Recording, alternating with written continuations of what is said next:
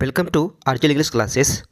आज हम डिस्कस करेंगे क्लास 12th के। फटाफट हम 300 ऑब्जेक्टिव का रिवीजन करेंगे। बहुत ही वीवीआई ऑब्जेक्टिव्स है जो आपके बोर्ड एग्जाम में 100% आने की संभावना है। तो ठीक है, तो फटाफट हम क्या करेंगे, रिवीजन करेंगे।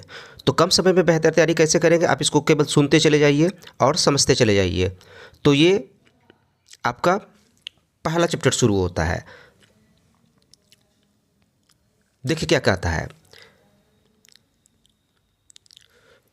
John Donne compares his journey of life to that of the sun. यानी कि जॉन डन कंपेयर्स किया है अपने जर्नी को किससे, तो इसका आंसर हो जाएगा आपका सन। अब चैप्टर पढ़िएगा तो इसमें केवल सन का ही जिक्र किया गया है, इसलिए इसका आंसर सन हो जाएगा। John Donne was the pioneer. Pioneer का मतलब होता है अग्रदूत, यानी कि आगे की तरफ ले जाने वाला। New kind of lyrical and dash verse. कौन सा वर्स है इसका, लिरिकल एंड सटारिकल वर्स। फटाफट हम इसको क्या करेंगे, रिवीजन करते चले जाएंगे। आप इसको केवल सुनिए और समझिए, आपका रिवीजन हम करवा रहे हैं आपको, ठीक है। नेक्स्ट क्वेश्चन है आपका, who will make quicker journey then the sun. तो कहता है क्या कि कौन क्विकर जर्नी करना चाहते हैं, तो क्विकर जर्नी कौन करना चाहते हैं, John Donne. John Donne is a dash poet. देखिए क्वेश्चन 2025 2020 ये जितना है वीवीआई क्वेश्चन है आपका, चाहे आप टारगेट खरीदे हो या ब्रिलियंट खरीदे हो या कुछ भी खरीदे हो, आपका ये सारा कवर हो जाएगा एक ही वीडियो में। तो इसका आंसर क्या हो जाएगा, मेटाफिजिकल। यानी कि जॉन डन कैसा पोएट थे, मेटाफिजिकल पोएट थे। तो आपका आंसर हो गया मेटाफिजिकल। नेक्स्ट क्वेश्चन है, that thou lovest me as thou sayest. ये कहता है क्वेश्चन इज फ्रॉम, ये लाइन कहाँ से लिया गया है, तो आपका लाइन क्या हो जाएगा, sweetest love I do not गो से लिया गया है। नेक्स्ट क्वेश्चन है आपका, done present himself in sweetest love I do not go in dash. यानी कि जॉन डन जो है ना अपने आप को स्वीटेस्ट लव में किस तरह प्रस्तुत करते हैं, तो जॉन डन जो है ना अपने आप को फर्स्ट पर्सन सिंगुलर नंबर में प्रस्तुत करते हैं, क्योंकि वहाँ पे क्या जिक्र कर रहे हैं, वो आई का जिक्र कर रहे हैं। Sweetest love I do not go is एक प्रकार का क्या है, ये एक प्रकार का लव पोएम भी है, एक प्रकार का यह लिरिक भी है। Sweetest love I do not go love lyric भी कहा जाता है इसको, ओके। नेक्स्ट है, done is well known for he. तो डन जाना जाता है सॉन्ग्स एंड सोनेट्स इसके लिए भी जाना जाता है, सटायर्स इसके लिए भी जाने जाते हैं, सेरमोन्स इसके लिए भी जाने जाते हैं। तो आंसर आपका क्या हो जाएगा, ऑल ऑफ दीज। आंसर दे दिया आपका all of these. Next question है आपका, in the poem sweetest love I do not go die. Die stands for, यानी कि ये आपका आर्किक वर्ड है, पुराना वर्ड है, ठीक है, एंशिएंट वर्ड है। इसका मॉडर्न वर्जन क्या होता है, DIE, यानी कि मरना, ओके। तो आंसर क्या हो जाएगा आपका, ए हो जाएगा। नेक्स्ट क्वेश्चन देखिए, फटाफट हम रिवीजन करते चले जा रहे हैं, आप लोग बने रहिएगा, A to Z हम पूरी जानकारी देंगे। Sweetest love I do not go may be compared with Shakespeare's dash. अभी देखिए आपका क्वेश्चन ये 20 से उठा के दे दिया है और बहुत डीप में उठा के दिया है। कहते हैं स्वीटेस्ट लव जो आई डू नॉट गो है ना, इनकी कंपेयर की जा सकती है शेक्सपियर के किस वर्क से, तो the marriage of true minds, ये 11th में लिखे हैं विलियम शेक्सपियर ने, उसी से तुलना की जा सकती है। Who has composed the poem, ये तो बहुत हल्का क्वेश्चन है, जॉन डन के द्वारा लिखा गया है। John done is the pioneer of dash, फिर आ गया इनका। जैसे ही क्वेश्चन में मेटाफिजिकल पोइट्री या फिर Elizabethan poetry, restoration poetry, new classical poetry तो आए, तो अवसर क्या हो जाएगा आपका, जॉन डन का मेटाफिजिकल पोइट्री हो जाएगा। Sweetest love I do not गो एक प्रकार का क्या है, लिरिक है। बताए ना आपको कि ये लव भी है और प्लस में लिरिक भी है, तो आप इसको याद रखिएगा। Sweetest love I do not गो एक प्रकार का लव लिरिक है। नेक्स्ट क्वेश्चन कहता है आपका 40 नंबर में, देखिए क्या कहता है कि sweetest love I do not go has been addressed. इस कविता में वो किसको एड्रेस कर रहे हैं, तो वो अपनी वाइफ को। अगर वाइफ नहीं रहे तो वहाँ पे आपका ऑप्शन बिलव्ड पे रहेगा, ठीक है। नेक्स्ट क्वेश्चन देखिए, the occasion of the poem sweetest love I do not go is Donne's. यानी कि किस ओकेजन पर, किस अवसर पर इन्होंने ये कविता का रचना किया था, तो ये कविता की रचना की थी, कॉन्टिनेंटल ट्रिप पे जाना चाहते थे, जर्मनी जाना चाहते थे वे, ठीक है। तो उसी सिचुएशन में इन्होंने इस कविता को लिखा था इन्होंने। जॉन डन हैज़ रिटर्न, ये तो सबसे हल्का है, sweetest love I do not गो हो जाएगा। The poet in the sweetest love I do not go is dash his beloved. यानी कि इस कविता में जो है ना लेखक अपने प्रेमिका से, बिलव्ड से यानी वाइफ से क्या थे, तो ये वाइफ से थोड़ा सा सैड थे, ठीक है, ना तो दुखी थे, ना तो क्रोध में थे, ना तो हैप्पी में थे, थोड़ा सा सैड मूड में थे वो। ठीक। John Donne is going to dash living his wife behind, कहाँ जाना चाहते थे? ये कॉन्टिनेंटल ट्रिप की बात कर रहा है, तो जर्मनी जाना चाहते थे अपनी वाइफ को पीछे छोड़ करके। John Donne thinks that dash is certain, John Donne को ये बिल्कुल पता चल गया था कि एक ना एक चीज़ निश्चित है। क्या निश्चित है आपका? डेथ। नेक्स्ट क्वेश्चन है आपका, John Donne wants to go away because he is not tired of his dash, किससे किससे वो टायर्ड नहीं थे? तो इसका आंसर होगा, क्या हो गया? बिलव्ड। बोले ना, अगर वाइफ ऑप्शन नहीं रहे तो आपका ऑप्शन बिलव्ड में चला जाएगा। नेक्स्ट क्वेश्चन 21 का देखिए, O how feeble is man's power, ये भी क्वेश्चन 2022-2025, ये देखिए बहुत ही इंपॉर्टेंट क्वेश्चन है। ये कहता लाइन लिया कहाँ से गया है? तो स्वीडिश लब से लिया गया है। John done feels that A dash is very hopeless, इनमें से कौन आशाहीन की तरह होते हैं? तो मैन को आशाहीन होते हैं, होपलेस माइंड के होते हैं। Dash has been described as a metaphysical, देखिए मेटाफिजिकल पोइट आ गया ना, तो मेटाफिजिकल पोइट में सबसे ज़्यादा नाम किसका आता है? जॉन डन का आता है। 24 नंबर का देखिए, हम क्विकली रिवीजन करवा रहे हैं, जल्दबाजी में करवा रहे हैं, आप लोग इसको सुनिए क्योंकि टाइम बहुत कम है आप लोगों के पास, इसलिए आप इसको रिवीजन कीजिए अच्छे से। John Donne had seen the sun setting, John, इस कविता में जॉन डन जो है ना सन को अस्त होते हुए देखा था। तो कैसे देखा था वो? यस्टरडे, हालांकि आपके बुक में दिया हुआ है यस्टर नाइट, यानी कि बीता हुआ, तो बीता हुआ में केवल एक ही ऑप्शन आपका सटीक आ रहा है, यस्टरडे, इसीलिए आपका ऑप्शन क्या हो जाएगा? Answer yesterday. Next, done study law, law का अध्ययन किया इन्होंने, एंड रीड, क्या पढ़ा इन्होंने? थियोलॉजी, ऑप्शन क्या हो जाएगा आपका? थियोलॉजी। थियोलॉजी का मतलब क्या होता है? धर्मशास्त्र होता है। नेक्स्ट आपका क्वेश्चन है question number 27, but believe that I shall make speedier journey is taker, देखिए ये क्वेश्चन भी कितनी बार पूछा गया है।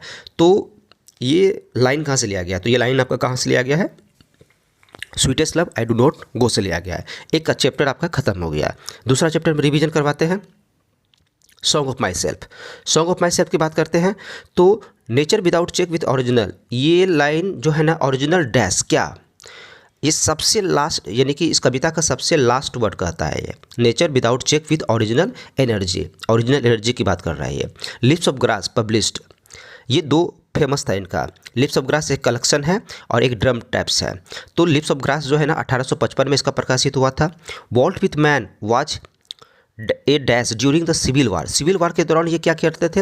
वॉलेंटियर नर्स के रूप में काम करते थे, यानी कि अमेरिका में गृह युद्ध हुआ था, उनमें से ये वॉलेंटियर नर्स के रूप में काम करते थे। ओके, नेक्स्ट क्वेश्चन है, लिप्स ऑफ ग्रास किसने लिखा है? तो आपका ऑप्शन क्या हो जाएगा? आंसर वॉल्ट विथ मैन ने। ये देखिए 2025 में लिखा पूछा गया क्वेश्चन है।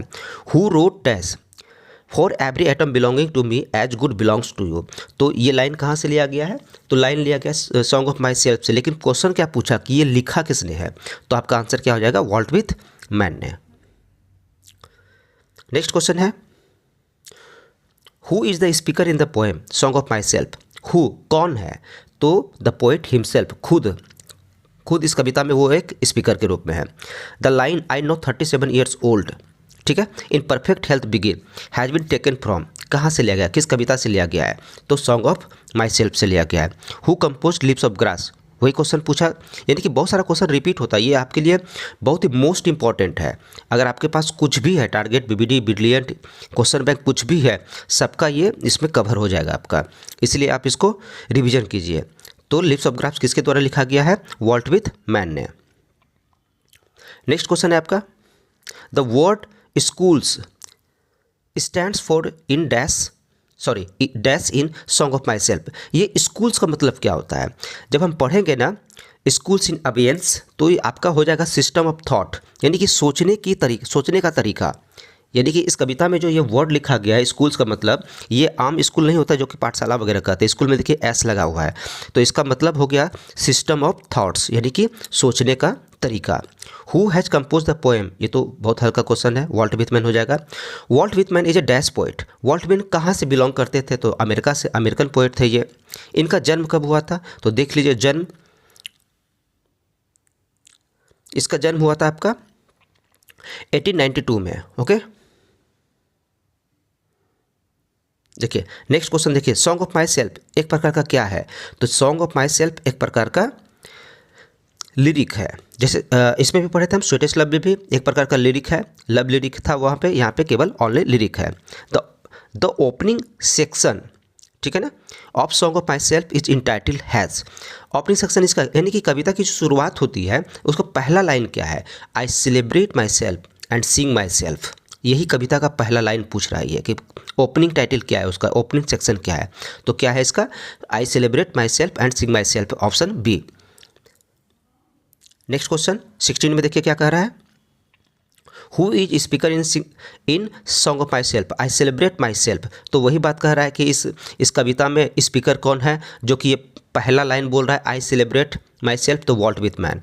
According to song of myself I celebrate myself the speaker is a great lover of, ये ग्रेट लवर किसके प्रेमी थे? ग्रेट लवर ऑफ नेचर के थे, ठीक है। वॉल्ट विथमैन नेचर, इसीलिए तो बोल रहे थे वो कि हम खुशी के लिए किसी और की ज़रूरत हमको नहीं पड़ती, हम खुद से खुश रहते हैं, नेचुरल वातावरण में रहते हैं, सोल को इन्वाइट करते हैं, तो कहीं ना कहीं ये नेचर को इंडिकेट कर रहा है। नेक्स्ट क्वेश्चन है, Walt Whitman has written the poem song of myself. Walt Whitman is dash years old. जब ये कविता लिख रहे थे ना तो उस समय इनकी उम्र 37, उन्होंने जिक्र किया था, I know 37 years old in perfect health begin. Okay, तो ये इसका लाइन था, तो इसलिए उस लाइन के हिसाब से अकॉर्डिंग टू दिस पोइट, ठीक है, according to this poem Walt Whitman is 37 years old, 37 साल के थे। ये लाइन देखिए दिया गया आपका, बहुत ही important, hopping to cease not till death. इसका हिंदी नहीं बताना है आपको, आपको ये बताना है क्या कि लिया कहाँ से गया है। तो लिया कहाँ से गया है? सॉन्ग ऑफ माई सेल्फ से। I celebrate myself and sing myself is written by. अब पूछा क्या किसके द्वारा लिखा गया है? तो सबसे पहले ये सॉन्ग ऑफ माई सेल्फ का है, और सॉन्ग ऑफ माई सेल्फ किसने लिखा है? वॉल्ट विथमैन ने। एक ही क्वेश्चन को बहुत तरह से पूछा जाता है, ठीक है, इसीलिए उसको हम पूरा इसका पढ़ेंगे चारों तरफ से, जैसे कि पूछा जाता है। I in the first line of the poem song of myself is the poet. इस कविता में जो आई का जिक्र किया है सॉन्ग ऑफ माई सेल्फ में, तो आई किसके लिए जिक्र किया गया है? तो वॉल्ट विथमैन खुद अपने लिए जिक्र किए थे। इन the poem song of myself the poet dash for himself. इस कविता में कवि क्या कर रहे हैं? तो कवि क्या करते हैं? द पोएट सिंग्स, गाना गा रहे हैं वो, ठीक है, मस्ती में गाना गाते हैं और सेलिब्रेट करते हैं। And what I assume you shell assume is taken from. यह लाइन कहाँ से लिया गया है? तो सॉन्ग ऑफ माई सेल्फ से लिया गया है। ओके, नेक्स्ट क्वेश्चन देखिए, आई हार्बर फॉर गुड और बैड इज रिटेन बाय। अब कहता है रिटेन बाय, ये सबसे पहले सॉन्ग ऑफ माई सेल्फ से लिया गया है, और सॉन्ग ऑफ माई सेल्फ किसने लिखा है? तो वॉल्ट विथमैन ने। तो आपका आंसर हो जाएगा C. Next question, I celebrate myself and sing myself. ये क्वेश्चन देखिए कितना बार एक ही क्वेश्चन को बार बार रिपीट करता है, इसलिए आप इसको जरा ध्यान से पढ़िए। 21 में, 22 में देखिए रिपीट करता है क्वेश्चन। ये कहाँ से लिया गया है? सॉन्ग ऑफ माई सेल्फ से लिया गया है। Dash work include lips of grass and drum taps. अब ये देखिए दो महत्वपूर्ण रचनाएं हैं इसकी, ठीक है, lips of grass and drum taps, 1855 में और 1866 ईस्वी में। तो ये किसके द्वारा लिखा गया है? तो वॉल्ट विथमैन के द्वारा लिखा गया। इसकी सबसे महत्वपूर्ण पुस्तकें हैं। नेक्स्ट क्वेश्चन देखिए आपका क्या है, I permit to speak at every hazard. ये लाइन कहाँ से लिया गया है? वही है सॉन्ग ऑफ माई सेल्फ से। तो आप कविता का जो है ना कम से कम एक लाइन से एक वर्ड भी याद रखिए, जैसे कि एवरी हैजार्ड, इससे पता कर लेंगे हम, ठीक है ना, परमिट से पता कर लेंगे हम, ठीक। Walt Whitman worked as volunteer nurse in, फिर वही क्वेश्चन पहले पूछा क्या कि सिविल वार में वो कैसा काम करते थे? वॉलंटियर नर्स के रूप में। अब क्या पूछ दिया वो कि वॉलंटियर नर्स में वो कर क्या रहे थे, मतलब वॉलंटियर नर्स के रूप में किस वॉर में वो काम कर रहे थे? तो सिविल वॉर के दौरान, ठीक है। 2 चैप्टर आपका यहाँ से ख़त्म हो चुका है, ठीक। अब फटाफट हम रिविज़न करते चले जाएंगे। आप भी क्या कीजिएगा, सुनते चले जाइए या समझते चले जाइए।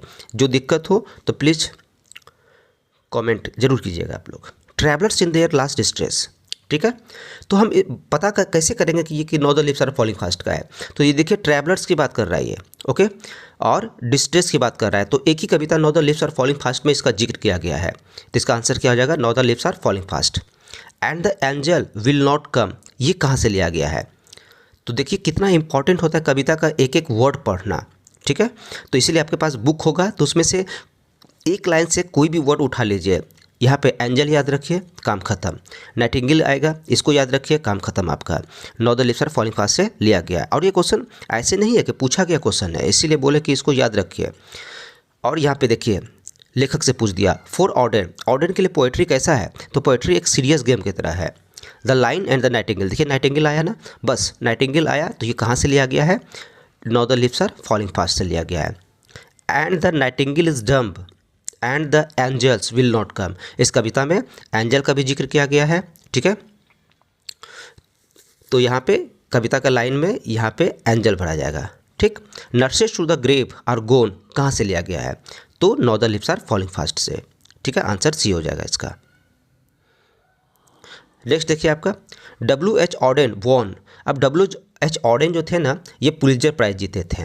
तो अब देखिए मेटाफिजिकल पोइट्री तो हो गई है, वो मेटाफिजिकल पोइट हो गई है जॉन डन।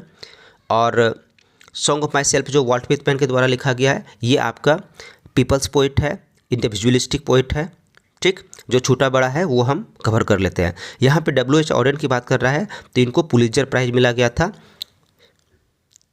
किसके लिए भाई, एक बुक था इनका द एज ऑफ एंग्जाइटी, उसके लिए बुक, उसके लिए उसको पुलित्जर प्राइज मिला था। And the active hand must, अब इसके आगे क्या भराएगा, तो must freeze. In the second line of the poem no the lips are falling fast, nurses stand for, nurse, nurse किसके रूप में, मतलब नर्स का प्रयोग किसके लिए किया गया है, तो नर्स एक क्या होता है, ए स्मॉल टाइप ऑफ प्लांट, ठीक है ना, ट्री हो जाएगा इसका answer.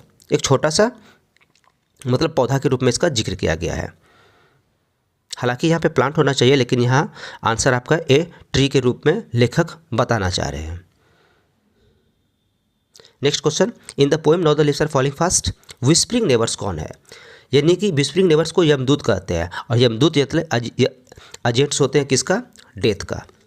Trolls mention in the poem no the lips are falling fast are dash mythological creature, यानी कि किस पौराणिक कथाओं के अनुसार ये जो ट्रॉल्स है, किस पौराणिक कथाओं के अनुसार ये इसको अशुभ प्राणी माना जाता है, विक्ड एंड अगली प्राणी माना जाता है। तो इसका आंसर हो जाएगा आपका स्कैंडिनेवियन मैथोलॉजी के अनुसार ये क्या है, एक अगली क्रिएचर है।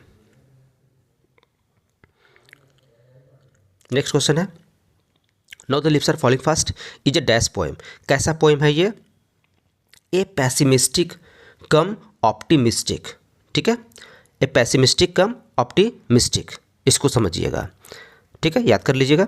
Who has compose the poem no the lips are falling fast, W.H. Auden. जल्दी जल्दी हम लोग पढ़ते चले जाएंगे, इसको ख़त्म भी करना है। Auden won the Pulitzer prize, Auden Pulitzer prize कब जीता था, 1948 में। Whose white waterfall could bless travellers in the last distress, ये आंसर है। ये भी कविता का लास्ट लाइन मतलब लास्ट पैराग्राफ में दिया गया है, ठीक है। तो देखिए क्या पूछने का तरीका बदल दिया है कि कविता का लाइन उठा करके उसी में से डैश दे देता है और उसका अगला वर्ड कहता है लिखने के लिए। तो इसमें आंसर क्या हो जाएगा आपका, distress. Ordained was dash, ordained कैसा थे, तो ये एक पोएट भी थे, सीरियस गेम भी रखते थे ये, और वर्स ड्रामाटिस्ट पे, यानी कि ऑल ऑफ दीज हो जाएगा इसका answer. No the lips are falling fast is एक प्रकार का लिरिक, ठीक है, हम उसको भी पढ़े, स्वीटेस्ट लव भी पढ़े, love lyric. Song of myself ये भी lyric, no the lips are falling fast ये भी lyric. No the lips are falling fast dash the frustration inherent in human life. तो अब ये जो no the lips are falling fast है, ये इनैक्ट करता है, दिखाता है the frustration inherent in human life, कि मनुष्य के जीवन में जो फ्रस्ट्रेशन रहता है, निराशा रहता ही है, जन्मजात रहता है, ठीक है। नेक्स्ट आपका क्वेश्चन है W.H. ऑर्डेन हैज़ रिटेन, तो ये तो सबसे हल्का क्वेश्चन है। No the lips are falling fast the prams are, ठीक, रोलिंग, इसको जब हम कविता को पढ़ेंगे ना तो वहाँ पे जिक्र किया गया है रोलिंग ऑन, यानी कि बच्चों की गाड़ी लुढ़कते हुए जा रही है। The travellers are we dash beings, तो वी की बात कर रहा है, हम लोग क्या है, ह्यूमन है, ह्यूमन बीइंग की बात कर रहा है। Human life is not better than dash. अब देखिए ये क्या बोल रहे हैं, ये फ्रस्ट्रेशन की बात कर रहा है, तो फ्रस्ट्रेशन की बात कर रहा है, तो ये इसका कहना है कि human life is no better, human का जो लाइफ है ना वो अच्छा नहीं है, किससे, डेथ से, इसलिए ये डेथ को अच्छा मानते हैं, ठीक है। द लिप्स आर फॉलिंग क्या वेरी फास्ट हो जाएगा या फिर फास्ट हो जाएगा। Auden won the Pulitzer prize for his collection, बोले ना इनको पुलित्जर प्राइज मिला था, तो एक तो बुक था इसका द एज ऑफ एंग्जाइटी, यहाँ पे कंससनेस है, ये नहीं होगा। आंसर आपका क्या हो जाएगा, द एज ऑफ एंग्जाइटी, हाँ सी नंबर में है, तो आपका आंसर हो जाएगा the age of anxiety. Next question है आपका, the dash is dumb become dumb, कौन गूंगा गूंगी हो जाती है, टू सी लिपलेस ट्रीज, तो इसका आंसर हो जाएगा नाइटिंगेल। डैश वाटरफॉल, तो सीधा सीधा याद रखिए white waterfall. The falling of dash refer to the speedy arrival of death, तो क्या इस कविता में क्या फॉलिंग हो रहा है, तो लिप्स, पत्तियां। क्वेश्चन नंबर 28 देखिए क्या कर रहा है, the dash of the death are the whispering neighbour, किस क्या कहा जाता है वो, ये मैसेंजर है डेथ का, उसको विस्परिंग नेबर कहते हैं। Whispering neighbours left and rights कहाँ से लिया गया है, तो ये northern lips are falling fast से। Nurses flower will not last, ये लाइन लिखा किसने, अब बोला नहीं कि कहाँ से लिया गया, लिखा किसने है, तो ये है आपका northern lips are falling fast, जिसको लिखा है W.H. ऑर्डन ने। Who run scolding for their food in northern lips are falling fast, तो यहाँ पे कौन अपने भोजन की तलाश में इधर उधर भटकते रहते हैं, दूसरों को मुँह करने वाला छीन के खा लेते, तो उसका ट्रॉल्स, इसीलिए तो ट्रॉल्स को स्कैंडिनेवियन क्रिएचर के अनुसार, पौराणिक कथाओं के अनुसार इनको दुष्ट प्राणी माना जाता है। Northern lips are falling fast talks about, ये बातें करते हैं, किसके बारे में बात करते हैं, डैश ऑफ ह्यूमन लाइफ, तो फ्रस्ट्रेशन की बात करते हैं, निराशा की बात करते हैं। हु इज़ डम्ब, अब फिर डम्ब की बात कर रहा है, तो नाइटिंगेल आपका आंसर हो जाएगा। देखिए लग रहा है क्या कि ये बहुत हल्का है, ठीक है, हल्का है ही, बशर्ते कि आप इसके डीप में जा करके पढ़ना पड़ेगा आपको, ठीक। 3 आपका खत्म हो गया। चौथा नंबर में देखिए, ऑट टू ऑटम किसके द्वारा है, तो ऑट टू ऑटम किसके द्वारा लिखा गया है, जॉन किट्स के द्वारा लिखा गया है। तो इसका पहला क्वेश्चन देखिए क्या कहता है, autumn starts with the departure of, autumn की शुरुआत हो जाती है किसके, डिपार्चर के बाद, तो समर के डिपार्चर के बाद, ठीक है। अराइवल का मतलब क्या होता है, आगमन, और डिपार्चर का मतलब होता है प्रस्थान, जिसको हम कहते हैं विदाई के बाद। जॉन किट्स कैसा कहाँ से बिलोंग करते हैं, तो ये ब्रिटेन यानी कि इंग्लैंड से बिलोंग करते हैं। आटम सीजन जो है, सीजन है कैसा सीजन है, तो फ्रूटफुलनेस, ठीक है, फ्रूटफुलनेस याद रखिएगा इसको। नेक्स्ट क्वेश्चन है इसका, in a series of memorable picture John Keats exhibits the principle of dash in nature, principle की बात कर रहा है, मैच्योरिटी की बात कर रहा है, ये principle of maturity in nature, okay. Autumn is conspiring with the dash to bless the vine, इस कविता में आटम जो है ना कंस्पायरिंग मतलब योजना बनाता है, किसके साथ, तो सन के साथ। डैश डाइड ट्यूबरक्लोसिस, याद रखिएगा इनकी मृत्यु हो जाती है 26 साल की अवस्था में, इनकी मृत्यु हो जाती है, किनकी, तो आपका जॉन किट्स की मृत्यु हो जाती है, किससे, ट्यूबरक्लोसिस से। Who has compose the poem ode to autumn, तो जॉन किट्स के द्वारा।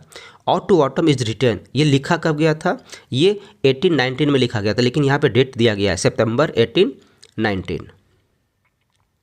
Next question, ode to autumn is एक प्रकार का क्या है, ऑड है, ऑड का मतलब क्या होता है, गेद। In ode to autumn Keats deals with dash in details, किसके बारे में बात करते हैं, ये ऑटम सीजन के एकदम डिटेल्स बात करते हैं ऑटम के बारे में। Ode to autumn consist of dash, ode to autumn जो है ना लगभग 3 स्टेंजा की बात करता है, 11 करके बांटा गया है, थोड़ा बड़ा कविता है। द थीम ऑफ ऑटम, ये इसका थीम क्या है, तो थीम है इसका या तो मेच्योरिटी है या फिर फुलफिलमेंट है।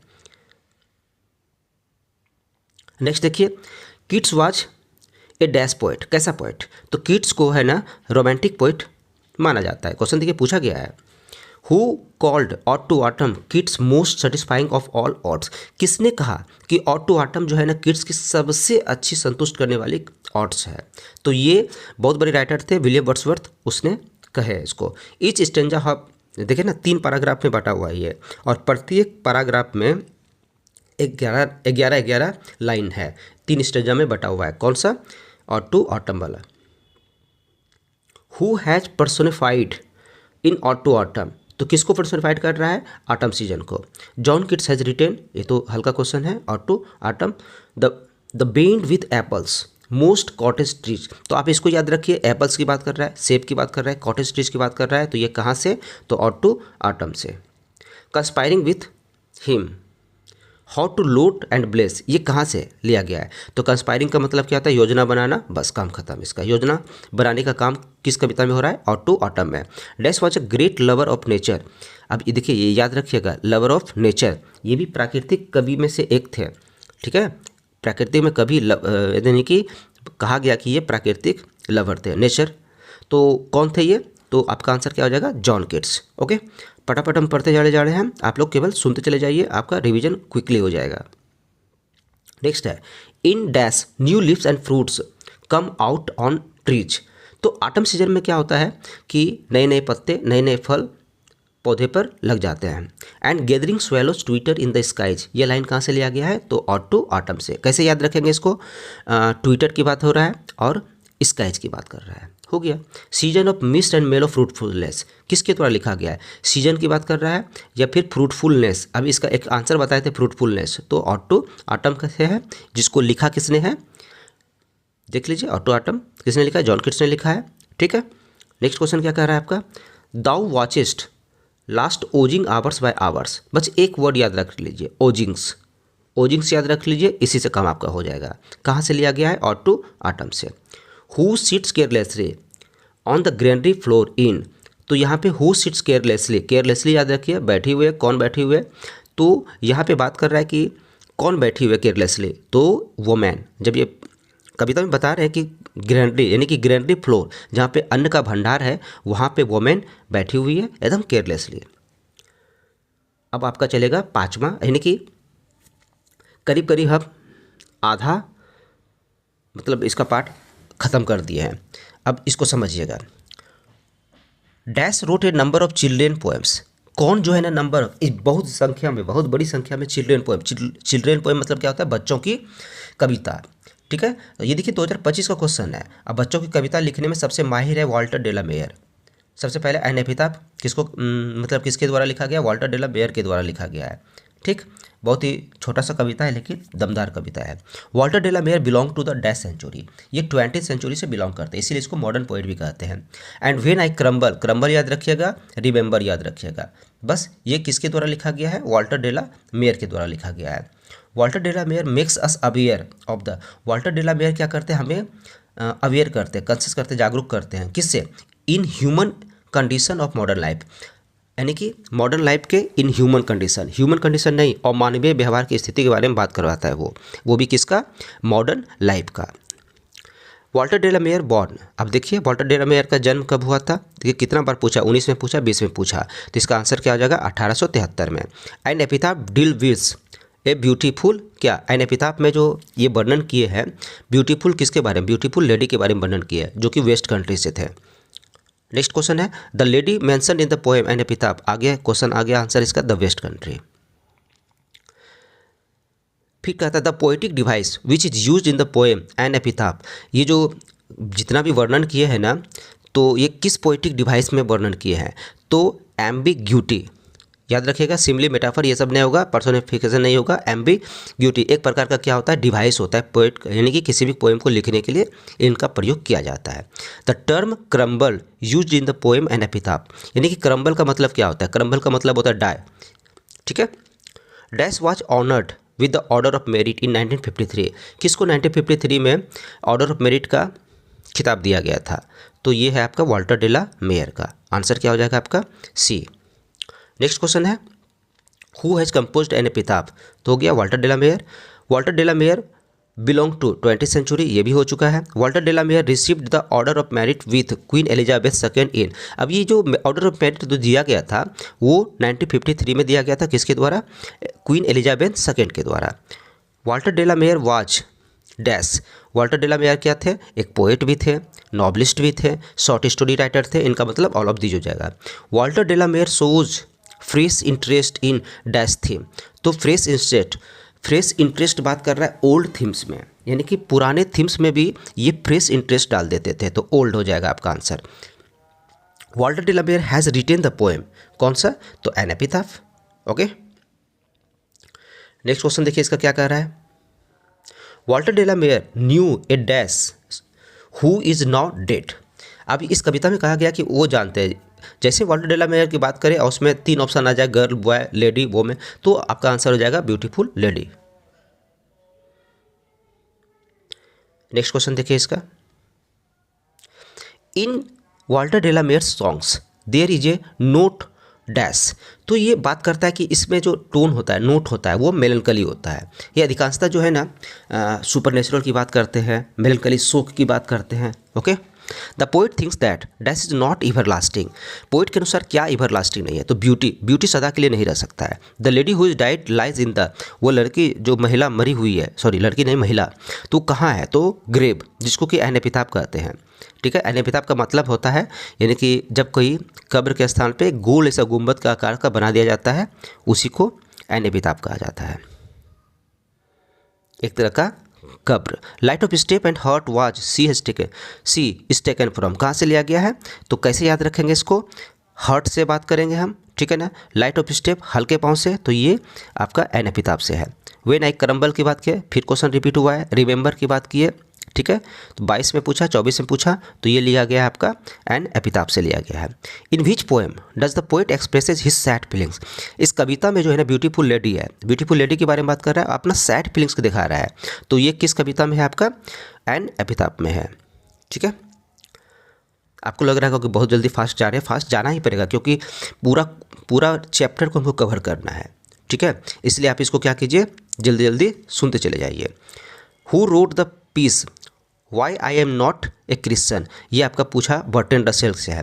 हालांकि यहाँ पे ये क्वेश्चन बर्टन रसेल जो कि पोएट्री सेक्शन में, प्रोज सेक्शन में पढ़ेंगे हम लोग। However rare it be when I crumble who will remember, ये कहाँ से लिया गया है, ऐन एपिताफ से लिया गया है। आपका 5वां चैप्टर यानी कि आधा बुक का पूरा आधा खत्म हो गया है। नेक्स्ट चलते हैं, द सोल्जर के बारे में पढ़ते हैं, रूपर्ट ब्रूक के द्वारा लिखा गया है। ठीक है, और इसमें पहला क्वेश्चन पूछा है, a pulse in the eternal mind, कहाँ से लिया गया है, आप कैसे याद रखेंगे, पर्स याद रखिए और इटर्नल माइंड याद रखिए। आपका ये हो जाएगा the soldier. Rupert Brooke reputation as a poet rests on dash war sonnets, याद रखिएगा ये 5 वार्ड सोनेट्स लिखे थे और काफ़ी फेमस था। नेक्स्ट क्वेश्चन है आपका, the poet in the soldier is in love with his dash, ये बात करते हैं किसके लव के बारे में बात करते हैं, अपने कंट्री के बारे में। अपनी कंट्री को ही सबसे ज़्यादा प्यार करते हैं ये, और कंट्री को ही हेवन बना देते हैं, स्वर्ग बना देते हैं। और इस कविता में 6 बार इन्होंने कंट्री का, इंग्लैंड का जिक्र किया गया है। नेक्स्ट क्वेश्चन है, the line in hearts at peace under an English heaven, English heaven याद रख लीजिए, काम चल जाएगा आपका। इंग्लिश हेवन याद रखिए, ये कहाँ से लिया गया है, द सोल्जर से लिया गया है। ठीक है, रूपर्ट ब्रूक प्रेज प्रशंसा करते किसके, इंग्लैंड के। The soldier is a dash, soldier एक प्रकार का है क्या, ये एक प्रकार का सोनेट भी है, पैट्रियोटिक पोएम भी कहा जाता है इसको, लव पोएम भी कहा जाता है। ठीक है, देखिए नेक्स्ट क्वेश्चन आ ही गया आपका, the soldier is a dash poem, तो क्या है आपका, देखिए पैट्रियोटिक पोएम है, देशभक्ति वाला है। द सोल्जर डील्स विथ, किसके साथ, किस देश के साथ बिलोंग करता है ये, इंग्लैंड। आपको देखने में परेशानी हो रहा होगा लेकिन सुन सकते हैं ना, क्योंकि ये थोड़ा सा ज़्यादा जूम हो गया है। The term concealed stands for, ये कंसील्ड का मतलब क्या होता है, कंसील्ड का मतलब होता है हिडन, छिपा हुआ। According to the soldier England has given her natives her flowers, अब ये कहता है क्या कि हर फ्लावर्स उसको दिया गया है। फ्लावर्स क्यों दिया गया है, तो उसको लव करने के लिए, ना कि पूजा करने के लिए। ये कविता का लाइन है। नेक्स्ट क्वेश्चन देखिए क्या है, who has compose the poem the soldier, तो आप जानवे करते हैं रूपर्ट ब्रूक के द्वारा लिखा गया है। रूपर्ट ब्रूक का जन्म कब हुआ था, 1887 में हुआ था, और इसकी मृत्यु कब हुआ था, 1915 ईस्वी में, बहुत कम दिन जिए थे। Rupert Brooke is remember as, अच्छा आखिर रूपर्ट ब्रूक को याद किस रूप में किया जाता है, तो ये 5 वार सोनेट लिखे थे, इसीलिए इसको वार पोएट भी कहा जाता है। तो यहाँ पे आंसर क्या हो जाएगा, war poet. Brooke inspired patriotism in the dash phase of the First World War, तो ये 1915 में जो फर्स्ट वर्ल्ड वार हो रहा था, यानी कि प्रथम विश्व युद्ध हो रहा था, प्रथम विश्व के अर्ली फेज में ही काफ़ी इंस्पायर्ड हुए पैट्रियोटिज्म से, और वह प्रथम विश्व में ही चले गए, वहीं उसकी मृत्यु हो जाती है। इसको डिटेल्स में बताया अपने कविता में जो पढ़ा है। रूपर्ट ब्रूक हैज़ रिटेन क्या, तो आपका आंसर क्या हो जाएगा, the soldier. The soldier is a poem, फिर वही कविता आता है, मतलब सोल्जर क्या है, तो एक प्रकार का वार पोएम है। ठीक है, द इमेजेज एंड प्रेजेज, देखिए क्वेश्चन क्या पूछा, इमेजेस किसकी प्रशंसा करते हैं वो, तो इंग्लैंड की। बस सीधा सीधा याद रखिए, सोल्जर आ जाए रूपर्ट ब्रूक का, तो इंग्लैंड का ही सब कुछ करता है प्रशंसा। The place where the soldier would be buried should be treated as the part of dash after his death, कहता है कि वो मरने के बाद वो जहाँ पे उसको दफनाया जाएगा वो भूमि किसकी हो जाएगी, तो आंसर क्या हो जाएगा आपका, इंग्लैंड हो जाएगा। ठीक है, नेक्स्ट क्वेश्चन देखिए 20 का, the speaker of the poem the soldier. हाँ, एक कविता में जो स्पीकर है, बोलने वाला है, खुद एक सोल्जर है, ठीक। The poem dash is a patriotic poem, यानी कि द सोल्जर एक प्रकार का पोएटिक पोएम है। Rupert Brooke speaks in the guise of an dash soldier. कहाँ के सोल्जर थे ये, तो ये आप याद रखिएगा, इंग्लिश या फिर England. The poem dash is a sonnet, तो द सोल्जर एक प्रकार का सोनेट भी है, पैट्रियोटिक भी है, ठीक है। एक ही ऑप्शन रहेगा, अगर पैट्रियोटिक रहेगा तो सोनेट नहीं रहेगा, सोनेट रहेगा तो पैट्रियोटिक नहीं रहेगा, ठीक है। अब देखिए नेक्स्ट क्वेश्चन क्या कहता है आपका, ए डस्ट हुम dash board shaped made aware dash, तो आपका आंसर क्या हो जाएगा, दोनों में इंग्लैंड भरा जाएगा, ठीक है। जैसे ही बोले ना कि रूपर्ट ब्रूक की बात करें तो आप उसको क्या कीजिए, इंग्लैंड ही भर लीजिए। My tongue every atom of my blood, ये आंसर होगा आपका, क्या दिखा हुआ है, 2022 का है। जब आप इसको बुक का लाइन पढ़िएगा, every atom of my blood formed from this soil this air, मिट्टी से, यहाँ की हवाओं से बना हुआ है।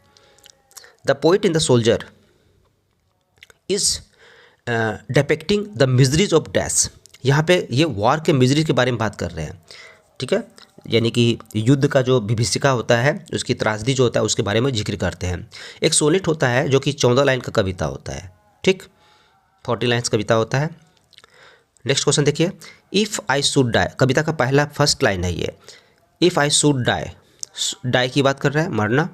Think only this of me होगा, ऐसे कुछ होगा।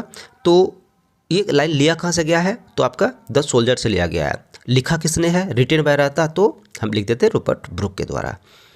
नेक्स्ट क्वेश्चन देखिए, a pulse in the eternal mind no less, ये भी किसके द्वारा, तो आप देखिए आंसर रूपर्ट ब्रूक के द्वारा। हर साइट्स एंड साउंड्स, कविता का लाइन मतलब कविता का लाइन उठा के दिया गया, पूछा भी जाता है, इसलिए कविता का लाइन पढ़ना बहुत ही ज़रूरी है। इसका आंसर क्या हो जाएगा, द सोल्जर। तो कुछ वर्ड याद रखिए आप, साउंड्स याद रखिए, ड्रीम्स याद रखिए, इटर्नल माइंड याद रखिए, ये आपका काम हो जाएगा। The soldier in the poem the soldier is a, फिर क्वेश्चन वही पूछा कि इस कविता में सोल्जर जो है कहाँ के सोल्जर है, तो इंग्लिश होगा या फिर ऑप्शन में इंग्लैंड होगा। नेक्स्ट क्वेश्चन है आपका, देखिए मैकेबेटी से आ गया है, 6 खत्म हो गया आपका। Who was born in the USA but eventually settle, यानी कि कौन यूएसए में जन्म लेता है और जाकर के सेटल हो जाता है इंग्लैंड में, तो आपका आंसर हो जाएगा टी.एस. इलियट। टी.एस. इलियट एक प्रकार के पोएट है, किस सेंचुरी के पोएट है, तो 20वीं सेंचुरी के, 20वीं सेंचुरी के। Macavity is said to be mysterious because, mystery को मिस्ट्रीज क्यों कहा गया, क्योंकि ये जो है ना इसके पास हिडन पाव है, यानी कि सारा काम कर लेता है फिर भी इसके छिपा हुआ पंजा जिसको कहा जाता है, कि काम करने के बावजूद भी ये नहीं पकड़ाता, इतना साथी है ये मैकेबेटी, इसलिए इसको ऑर्डिनरी नहीं मिस्ट्री कहा गया है। नेक्स्ट क्वेश्चन है आपका, एंड हिज फुटप्रिंट्स, अब याद रखिए कविता का लाइन उठा के देगा, फुटप्रिंट्स की बात करता है और स्कॉटलैंड की, बस स्कॉटलैंड की बात करें तो आप समझ जाइएगा ये कहाँ से लिया गया, मैकेबेटी द मिस्टिक कैट से। इंग्लैंड की बात करें तो आप समझ जाइएगा रूपर्ट ब्रूक का। He sways his head from side to side with movement like a snake, अब ऐसा मत समझिएगा कि स्नैक की बात कर रहा है तो स्नैक चैप्टर से लिया गया, नहीं, यहाँ पे बताया गया को अपने मतलब मैकेबेटी जो है अपना सीट जो है ना वो मूवमेंट करता है, किस तरह, स्नैक के तरह, तो आपका आंसर क्या हो जाएगा, Macavity the mystic cat. Next question है, Macavity seems to be half asleep but in actually he is, ऐसा लगता है हम लोगों को कि मैकेबेटी जो है ना, बिल्ली जो है ना हाफ ए स्लीप, काफ़ी नींद में सोया हुआ है, लेकिन वो सोया हुआ नहीं रहता है, वाइड जगा हुआ रहता है, वाइड अवेक। द वेस्टलैंड, ये बहुत इंपॉर्टेंट क्वेश्चन है, ये कहता है क्या कि ये लिखा किसने है, तो वेस्टलैंड किसने लिखा है, तो आपका आंसर हो जाएगा टी.एस. इलियट ने। Macavity's power of levitation would make a dash stare, तो आपका हो जाएगा fakir stare. Macavity is outwardly dash, तो रेस्पेक्टेबल, मैकेबेटी जो है ना आउटवर्डली जो है ना काफ़ी रेस्पेक्टेबल है। Macavity's footprints are not found in any dash of Scotland Yard, यानी कि एनी फाइल, किसी भी फाइल में उसका यहाँ तक कि फुटप्रिंट्स का निशान भी नहीं मिलता है और पुलिस लोग इसको खोजते चले रह जाते हैं, यानी कि just like a master mind, और इसीलिए इसकी तुलना किससे किया गया है, नेपोलियन से किया गया है, ठीक है। मैकेबेटी की जो तुलना किया गया है क्राइम के क्षेत्र में तो नेपोलियन से तुलना किया गया है, ठीक। और क्वेश्चन नंबर 12 क्या कहता है, who has compose the poem Macavity, तो मैकेबेटी किसने लिखा है, तो टी.एस. इलियट के द्वारा लिखा गया है। अब देखिए क्वेश्चन क्या कहता है, Eliot was awarded Nobel prize, इनको नोबेल प्राइज भी मिला था किसके क्षेत्र में, लिटरेचर के लिए, साहित्य के लिए, कब, 1948 में। और एक चीज़ और याद रखिएगा, 1948 में W.H. ऑडेन को पुलित्जर प्राइज मिला था। ओके, नेक्स्ट क्वेश्चन देखिए आपका, T.S. Eliot belong to dash century, तो आपका है 20th सेंचुरी, मॉडर्न पोएट है। और इलियट वाज ए डैश, तो इलियट जो है ना पोएटिक भी थे, पोएट भी थे, क्रिटिक भी थे और ड्रामाटिस्ट भी थे, तो ऑल ऑफ दिस हो जाएगा। ठीक है। Macavity the mystery cat is a dash poem, कैसा पोएम है, तो ह्यूमरस पोएम है। ठीक है ना, थोड़ा सा ये हंसी मजाक वाला है। Macavity is the dash of Scotland yard, Macavity जो है ना स्कॉटलैंड के लिए क्या बन चुका था, ये बैफलमेंट बन चुका था, सिरदर्द जिसको कहते हैं। T.S. इलियट हैज़ रिटेन, तो मैकेविटी द मिस्ट्री कैट हो जाएगा। Dash is the master of criminal, अब देखिए इसको मास्टर ऑफ क्रिमिनल भी कहा गया, किसको, मैकेविटी को। मैकेविटी इज कॉल्ड हिडन पॉ भी कहा गया इसको।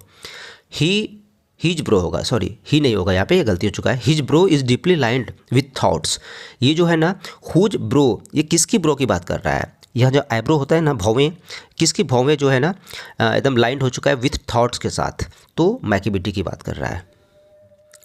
नेक्स्ट क्वेश्चन है आपका, देखिए the poet compares Macavity, Macavity की तुलना जो है ना किससे किया गया है, तो अब बताया ना नेपोलियन से किया गया है।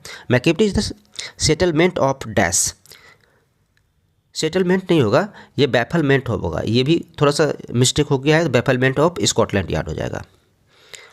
और when the milk is missing, अब याद रखिए जब आपका दूध मिसिंग हो जाए, अनदर पिग्स यानी कि जो पालतू जानवर वो भी शिफ्टेड हो जाए, तो आप समझ लीजिए कि ये कहाँ से लिया गया है, मैकेविटी द मिस्ट्री कैट से लिया गया है। मैकेविटी एक प्रकार का क्या है, आप याद रखिए मैकेविटी एक बिल्ली है। मंगोजेरी और ग्रिडल बोन ये भी एक प्रकार का क्या है, बिल्ली है। Macavity is an out law, इसको आउट लॉ भी कहते हैं, इन लॉ नहीं, ये कानून के बाहर चलते हैं। मैकेविटी इज फुल ऑफ डिजिटफुलनेस, देखिए क्वेश्चन बहुत इंपॉर्टेंट है, क्वेश्चन आपको पूछा भी जा सकता है। मैकेविटी इज फुल ऑफ डिजिटफुलनेस, एकदम मक्कार, यानी डिजिटफुलनेस धूर्त जिसको कहा जाता है, मक्कारी कहता है, उसके जैसा कोई नहीं है। Macavity disappears from the place of theft before the dash reach there, यानी कि मैकेविटी वहाँ से फरार हो जाता है, कोई भी क्राइम करता है किसके पहुँचने से पहले फरार हो जाता है, तो पुलिस के पहुँचने से पहले। He is broken every human law, देखिए क्वेश्चन कौन ब्रोकन कर देता है, तोड़ देता है ह्यूमन के लॉ को, प्रत्येक ह्यूमन के लॉ को तोड़ देता है, ह्यूमन के प्रत्येक लॉ को क्या करता है, तोड़ देता है, वो कौन, मैकेविटी द मिस्ट्री कैट। लिया कहाँ से गया, ये पूछा गया। फिर नेक्स्ट क्वेश्चन क्या कहता है, and when the foreign office, याद रखिए, चलिए हम यहाँ तक आ चुके थे, फॉरेन ऑफिस की बात कर रहा है, तो फॉरेन ऑफिस की बात कर रहा है, तो ये किसके द्वारा है, तो ये मैकेविटी से लिया गया है। मैकेविटी किसके द्वारा लिखा गया, T.S. इलियट के द्वारा लिखा गया है। ओके, नेक्स्ट देखिए क्या है, Macavity the mystery cat has been taken from, अब ये मैकेविटी द मिस्ट्री कैट भी लिया गया है कहाँ से, तो Old Possum's Book of Practical Cat, याद रखिएगा प्रैक्टिकल कैट याद रखिए, आपका हो जाएगा काम। Who find Macavity lazy and half A sleep, तो T.S. इलियट पाता है कि मैकेविटी जो है ना लेजी है, हाफ ए स्लीप है। According to T.S. Eliot Macavity is या या AN क्या है, ये मैकेविटी को क्या कहा गया, मास्टर क्रिमिनल कहा गया, तो आपका आंसर क्या हो जाएगा, A। चलते हैं फायरहैमन में, फायरहैमन की बात करते हैं, तो किसके द्वारा लिखा गया, के दारूवाला का। तो पहला क्वेश्चन का क्या कहता है, the redness of the fire appears, ये जो रेडनेस है फायर का वो प्रस्तुत करता है क्या, cruel to the poet, poet के लिए क्रूएलनेस को। Dash swears to save fire from the scene of forgiving, कौन शपथ लेता है, तो K Daruwalla. In Fire Hymn Daruwalla talks about, किसके बारे में बात करता है वो, तो बर्निंग घाट, ना कि बर्निंग हाउस के, बर्निंग घाट मतलब शमशान घाट के बारे में जिक्र करता है ये। द पोइट टॉक्स अबाउट हो गया। Dash we saw embers losing their cruel redness, तो द फायर हेमन में हम लोग देखते हैं क्या कि losing we saw embers losing their cruel redness, यानी शमशान घाट का जिक्र करता है, वहाँ पे मुर्दे को देखता है, जले हुए मुर्दे को देखता है और जले मुर्दे को भी देखता है, उसके बारे में जिक्र कर रहा है। The redness of the dash, किसकी रेडनेस की बात कर रहा है ये, तो शमशान में क्या मिलेगा आपको, फायर। नेक्स्ट है द डैश फॉरगेट्स, यानी कि पोइट के हिसाब से कौन अपने कार्य को भूल गया है, तो फायर के बारे में बात करता है। The term Zoroastrian stands for, किसके लिए, Zoroastrian Parsi. Okay, the nearest tower of silence, tower of silence याद रखिएगा, टावर ऑफ साइलेंस जो है ना वहाँ से लगभग कितनी दूरी में था, 1000 माइल्स, 1000 दूरी में था, इसलिए लेखक का जो पहला बच्चा था वो उसको किसके हवाले कर दिया, अग्नि के हवाले सुपुर्द कर दिया था। The speaker in the poem Fire Hymn swears, कितने बार ये क्या करते हैं, शपथ लेते हैं, 2 बार बचाने का। Who has compose the poem Fire Hymn, किसने लिखा? के.के.एन. दारूवाला ने। के.के.एन. दारूवाला रिसीव्ड साहित्य अकादमी अवार्ड, याद रखिएगा साहित्य अकादमी अवार्ड मिला था इसको, कब? 1984 ईस्वी में। नेक्स्ट क्वेश्चन है, Daruwalla has been a well known poet as well as, यानी कि पोइट के साथ साथ और ये क्या थे? तो शॉर्ट स्टोरी राइटर थे। The theme of Daruwalla poets consist, इनका जो थीम होता था तो वो क्या होता था इसका थीम? तो देखिए इसका थीम होता था लव, ठीक है, death, domination, cynicism, plight of human society and violence, ये इनका कविता का थीम हुआ करता था। नेक्स्ट क्वेश्चन देखिए क्या कहता है, Daruwalla poetry is a totally dash according to subjective response, तो इसको क्या कहा गया? इम्प्रेशनिस्टिक, आप याद रखिए इसको, impressionistic. Fire Hymn deals with dash ghat, तो burning ghat. The term debauchery in fire Hymn, तो डिबॉचरी का मतलब क्या होता है? Immoral behaviour. K K N. Daruwalla has written the poem, तो आपको पता ही है Fire Hymn. K K N. Daruwalla is and dash poet, हाँ अब ये कहाँ से? इंडो एंग्लियन है ये। K K N. Daruwalla was a dash by religion, कैसा रिलीजन है? या तो पारसी होगा या फिर जोरास्ट्रियन होगा। Who has violated the tradition of religion by cremated, तो ऑप्शन देखिए, violated tradition of religion by cremating, cremating का मतलब दाह संस्कार की परंपरा में कौन एक वायलेट है? वो काहे कि उसको तो इसका जो पारसी धर्म है वो अपने डेड बॉडी को ना तो जलाता है ना तो दफनाता है, ये खुले स्थान में छोड़ देता है, टावर ऑफ साइलेंस में, ठीक है। तो वही रिलीजन की बात कर रहा है, क्रीमेटिंग की बात कर रहा है और ट्रेडिशन और वॉयलिटी की बात कर रहा है, तो के.के.एन. दारूवाला है। The dash forgets it's dead, तो कौन भूल जाता है? तो फायर भूल जाता है। The cremation of dead bodies in dash are somewhat different, तो ये जो क्रिमिनेशन की प्रक्रिया है, दाह संस्कार की प्रक्रिया है, इनमें से पारसी का जो है ना सबसे अलग है। हिंदू क्या करता है? जलाता है। मुस्लिम क्या करता है? उसको दफनाता है। पर्शियन भी, क्रिश्चियन भी क्या करता है? उसको दफनाता है। लेकिन पारसी और जोरास्ट्रियन क्या करता है? डेड बॉडीज को खुले मैदान में छोड़ देता है। The speaker in fire hymn belongs to, कहाँ से बिलोंग करता है ये? Belongs to dash religion, religion की बात कर रहा है ये, तो ये जोरास्ट्रियन हो जाएगा या फिर पारसी हो जाएगा। Tower of silence is related, अब ये टावर ऑफ साइलेंस किससे रिलेटेड है? तो पारसी से है, ठीक है, जोरास्ट्रियन से है। नेक्स्ट क्वेश्चन देखिए आपका, K K N. Daruwalla consigned his new born dash to flames, तो वो जो है ना अपने पहले बेटे को आग के हवाले कर दिया था। The dash child was consigned to the fire under compulsion, मजबूरी के कारण, क्योंकि टावर ऑफ साइलेंस 1000 मील की दूरी में था, इनका पहला बॉर्न चाइल्ड था। Dash belongs to Zoroastrian religion, तो फिर वही क्वेश्चन पूछता है जोरास्ट्रियन रिलीजन से कौन बिलोंग करता है? तो K K N. Daruwalla. The poets is the red hot, अब ये रेड हॉट डैश, तो वहाँ जो देखते हैं जाकर के शमशान घाट में, तो रेड हॉट एम्बर्स यानी कि शरीर का अंग जो जल रहा होता है उसको देखते हुए। We saw embers losing their cruel redness is taken from, कहाँ से लिया गया है? तो फायर हेमन से लिया गया है। As I consign my first born to the flames, कहाँ से?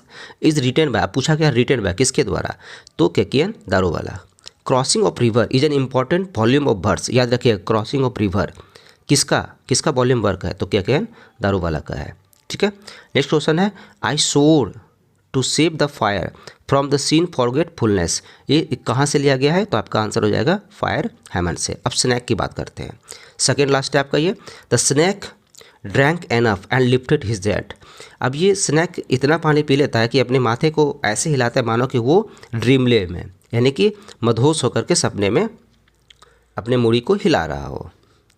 ही drank enough, he lifted head dreamily as one of who has drunken, यानी कि शराबी की तरह अपने मूड़ी को हिला रहा है। ये लाइन कहाँ से लिया गया? ड्रंकन की बात करता है, हेड, लिफ्टेड हेड की बात करें, ठीक है ना, पीने की बात करें तो ये स्नैक से लिया गया है।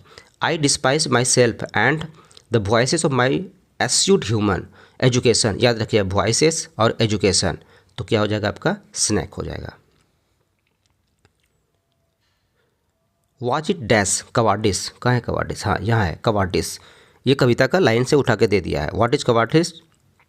That I dare not to kill him, तो कहता है क्या भरने के लिए? तो यहाँ पे कवाडिस आंसर हो जाएगा आपका। Was it cowardice that I dare not to kill him, फिर ये क्वेश्चन पूछा कहाँ से लिया गया है ये? तो आपका स्नैक से लिया गया है। And stopped and drank a little, stop की बात कर रहा है, ड्रैंक की बात कर रहा है, ठीक है। तो ये आपका क्या चला जाएगा, स्नैक का। The phrase a king of exile, याद रखिएगा फ्रेज, ये जो फ्रेज है किंग ऑफ एक्सेल, ठीक है, ये किसके लिए प्रस्तुत किया गया है स्नैक में, किसके लिए, तो स्नैक के लिए प्रस्तुत किया गया है। After hitting the snake with a log the speaker of the poem snake wants to dash, wants to क्या, एक्सपिएट, यानी कि बेचारा पछतावा भी करता है और सोचता है कि वो फिर से आए, मैं उससे बात करूं, ठीक है। वो किसको फेंक के मारता है, लॉग को, वो भी कलमसी लॉग से, टेढ़ा मेढ़ा डंडा से को फेंक करके मारता है ये। The poet is a dash the snake, अब पोएट जो है ना, वास्तव में पोएट भी काफ़ी एफ्रेड थे, भयभीत थे, किससे, स्नैक से। नेक्स्ट क्वेश्चन देखिए 10th, in according to the poem, इस पोएम में जो है ना स्नैक की जिक्र कर रहा है, तो black snakes are considered innocent, तो कहाँ जो है ना ब्लैक स्नैक को इनोसेंट माना जाता है, सिसिली में। हमारे यहाँ ब्लैक स्नैक इनोसेंट नहीं है, उसको जहरीला माना जाता है, उसको मार दिया जाता है। The poet was dash dressed when he saw in the snake, अब ये गर्मी का दिन था और पोएट क्या करता है, किस ड्रेस में था, तो इन पैजामा में। Next, someone was before me at my water trough, water trough के पास कोई मेरे से पहले आ चुका है, ठीक है ना। And I like a second comer, और लेखक कहता है मैं सेकेंड हूँ और पहले वहाँ पे कोई आकर के तैयार है, इसीलिए हमको वेट करना चाहिए। और ये लाइन कहाँ से लिया गया है, आपका स्नैक से लिया गया है। पुस्तक किसने लिखा है, तो डी.एच. लॉरेंस के द्वारा लिखा गया है। तो आपका क्वेश्चन आंसर हो जाएगा यहाँ पे स्नैक, और कंपोज किसने, डी.एच. लॉरेंस ने। अब डी.एच. लॉरेंस की बात करते हैं तो डी.एच. लॉरेंस क्या थे, एक राइटर भी थे, फिक्शन राइटर कहा जाता है जिसको, पोइट भी थे, शॉर्ट स्टोरी राइटर थे, यानी कि ऑल ऑफ दिस हो जाएगा। नेक्स्ट क्वेश्चन इसका देखिए, in the poem snake Lawrence denounces the artificialities of dash, artificialities की बात करता है तो ये मॉडर्न मैन के, आर्टिफिशियलिटी समझते हैं ना, बनावटी जीवन जो रहता है, बनावटी। Who is the speaker in the poem, speaker कौन है, लेखक कौन है इसका, तो D H. Lawrence. D H. Lawrence has written, तो ये तो क्वेश्चन तो बहुत हल्का है। स्नैक अपीयर्स, ओके, ये बात कर रहा है a snake appears on a trough of the dash to sip water, तो ऑन ए, अब कहाँ पे गए थे, लेखक के घर गए थे, लेखक के वाटर ट्रफ पे थे। A dash came to D H. Lawrence water trough, तो यानी कि डी.एच. लॉरेंस के वाटर ट्रफ के पास कौन आया था, तो स्नैक आया था। नेक्स्ट क्वेश्चन देखिए, the poet had gone to the water trough to drink, क्या, पोइट भी गया था वहाँ पे, क्या करने के लिए गया था, ये भी पानी पीने के लिए गया था। एंड मस्ट वेट, वेट करना चाहिए, मस्ट स्टैंड, खड़ा रहना चाहिए, वेट करना चाहिए वाटर ट्रैप के पास, तो वाटर ट्रैप की बात करता है, वेट की बात करता है, तो आपका आंसर क्या हो जाएगा, कहाँ से, स्नैक से। नेक्स्ट क्वेश्चन देखिए, अब लेखक को जो है ना snake seemed like a dash in exile, तो लेखक को जो स्नैक लगता है वो किंग इन एक्सेल, महाराजा का, यानी कि ताज, यानी कि राजा की बात कर रहा है, ये पूरा पृथ्वी का मालिक की बात कर रहा है ये। A dash is mention in the poem snake, अच्छा इस कविता में जो है ना एक कैरोब ट्री के बारे में जिक्र किया गया, यहीं से सांप जो है ना उसकी छाया से वो अंदर आता है। तो देखिए 2025 में क्वेश्चन पूछा गया है, when the poet saw the snake it was very dash day, कैसा दिन था, कैसा दिन था, तो वो ये हॉट दिन था, हॉट, ठीक है, गर्मी का मौसम था, गर्मी का दिन था, और वो स्नैक आया उसके यहाँ पानी पीने के लिए। The snake made the poet near his water trough के पास, वाटर ट्रैप के पास। The speaker had desire to talk to, किससे बात करने की इच्छा हो रही थी उसका, स्नैक से। The snake look at the poet, snake जो है ना लेखक को देखता है, लेकिन भैगवली, वो अस्पष्ट रूप से देखता है, वो स्नैक लेखक को देख रहा होता है। The voice of my education said to me he must be killed, यहाँ पे this line are taken from, कहाँ से, तो स्नैक से लिया गया है। He lifted his head from his drinking as cattle do, तो वो अपना जो है ना मुड़ी उसी प्रकार हिलाता है जिस प्रकार की कैटल डू, ठीक है। एक और दिया गया था, मैकिविटी जो है ना सांप की तरह मुड़ी, मतलब मुंडी को क्या करता है, सिर को मूवमेंट करता है, और यहाँ पे सांप जो है ना कैटल की तरह मूवमेंट करता है, याद रखिएगा इसको। और ये किसके द्वारा लिखा गया, डी.एच. लॉरेंस के द्वारा, ओके। नेक्स्ट क्वेश्चन है आपका, ही lifted his head from his drinking from, अब लिफ्टेड की बात कर रहा है, ड्रिंक की बात कर रहा है, हेड उठाने की बात कर रहा है, तो आपका स्नैक चला गया। D H. Lawrence exalts the value of primitive life in dash, ये प्रिमिटिव लाइफ की बात करता है, ठीक है ना, किस कविता में, तो ये स्नैक के बात में। नेक्स्ट क्वेश्चन है आपका, the poet in snake picked up a dash, कैसा, बोले ना ये कलमसी लॉग लेकर के फेंकता है, फेंक करके मारता है। Who wanted to kill the snake, कौन मारना चाहता है, द पोएट हिमसेल्फ, खुद मारना चाहता है वो। In the poem snake Lawrence exalt the value of, देखिए कितना इंपॉर्टेंट है, ये 3 बार पूछ चुका है, ठीक है ना, primitive of values of primitive life की बात कर रहा है ये। चलिए आपका लास्ट बचा हुआ है, डैश स्पेंड हर चाइल्डहुड, अपने बचपन को बिताता है वो अपने ग्रैंड मदर के साथ, तो कौन, Kamala Das. How often I think of going there to peer, तो पियर की याद रखिएगा, झांकना, कहाँ से, through the blind eyes of windows, ये कहाँ से लिया गया है, माई ग्रैंड मदर हाउस से लिया गया है। The grandmother's house fell, अब जो ग्रैंड मदर हाउस है ना, उसका जो मतलब घर जो है ना, किस में पड़ गया है, तो साइलेंट, एकदम वीरान अवस्था में पड़ गया है, आफ्टर हर डेथ, यानी कि उसके ग्रैंड मदर के मरने के बाद। The narrator in my grandmother's house received, narrator जो है ना, लेखिका जो है ना, वो अपने ग्रैंड मदर हाउस में क्या पाती है, तो लव पाती है, बहुत सारा प्यार पाती है। तो कमला दास हैज हर रेस्पेक्टेबल, दोनों क्षेत्र में, एक इंग्लिश और दूसरा क्या था इसका, मलयालम लिटरेचर, दोनों क्षेत्र में काफ़ी नाम कमाए है। समर इन कोलकाता किसके द्वारा लिखा गया, ये कलेक्शन पोएम्स है, कलेक्शन यानी कि कविताओं का संग्रह है, और ये किसने लिखी है, तो कमला दास ने लिखी है। कमला दास का जन्म जो होता है ना 1934 ईस्वी में होता है, याद रखिए। Which figure of speech has been used in my grandmother house, अब किसका, सिमली का प्रयोग ज़्यादा किया है इन्होंने, ठीक है। The speaker of grand mother house is proud of, ये काफ़ी गर्व महसूस करते हैं हर ग्रैंड मदर्स हाउस को लेकर के। When did is the speaker of my grandmother house live with her grand mother, अब ये कब रहा करती थी, तो जब ये बचपन थे, बच्चा थे, यानी कि चाइल्डहुड अवस्था में ये रहती थी अपने दादी के साथ। माई ग्रैंड मदर हाउस पब्लिश्ड, ये जो कविता लिखी थी इन्होंने, ये कब पब्लिश्ड हुई, 1965 में। माई grandmother house is a dash, एक प्रकार का क्या है, एक प्रकार का लिरिक है ये, ओके। नेक्स्ट क्वेश्चन देखिए आपका क्या है, during her childhood the speaker of my grandmother house lived with her, किसके साथ रहा करती थी ये, तो ग्रैंड मदर के साथ। माई grandmother house published in, किस में पब्लिश्ड हो गया था, याद रखिएगा, समर इन कोलकाता, उन्हीं उसी की कविता से पब्लिश्ड हुआ था। Who was compose the poem, ये तो सीधा सीधा कमला दास हो जाएगा। Who is the speaker in, तो स्पीकर कौन है, तो कमला दास है। Kamala Das has written the poem, तो my grandmother house. Kamala Das is an poetess, हाँ ये क्वेश्चन देखिए, कमला दास कहाँ की पोएटेस है, तो इंडिया की है। Who wrote the old play house and the other poems, play house की बात करता है, तो प्ले हाउस किसके द्वारा, तो ये कमला दास के द्वारा। नेक्स्ट क्वेश्चन क्या है, Kamala Das remember the happy days spent in the sweet company of her dash, अब ये यादें करती है, तो इसका ग्रैंड मदर हो जाएगा, इसके साथ में बिताया उन सारी चीज़ों को वो याद करती है, उस पल को याद करती है। She notice a dash behind the door of the bedroom, ये नोटिस करती है किसको, डॉग को। The house went into silence due to the death of the, कौन सी, महिला की बात करते हैं, महिला की मौत हो गई है, यानी कि ग्रैंड मदर, और घर वीरान अवस्था में चले गए। My grandmother house is and dash poem by Kamala Das, तो ये जो है ना बहुत इंपॉर्टेंट है, ऑटोबायोग्राफिकल है, ठीक है। The poetess in grandmother house begs at strangers doors, ये इतने बच्चे में गए थे, उसके बाद ये दोबारा जाना चाह रही थी, तो उसको जो है ना पता पूछने की ज़रूरत पड़ गया। वो पता किसके साथ पूछ रहा है, स्ट्रेंजर्स को, पूरा अजनबी है वो, ठीक है ना, उसके लिए सबका सब वहाँ पे अजनबी है, उससे पता पूछने की कोशिश कर रहे हैं वो। There is a house now far away where once I received love, ये कहाँ से लिया गया, तो माई ग्रैंड मदर हाउस से। Behind my bedroom's door like a brooding dog is dash, तो कहाँ से, फिर वही कहता है कि किसके द्वारा लिखा गया, रिटन बाय, रिटन की बात करते कमला दास, और कहाँ से लिया गया, तो माई ग्रैंड मदर हाउस से, ठीक है।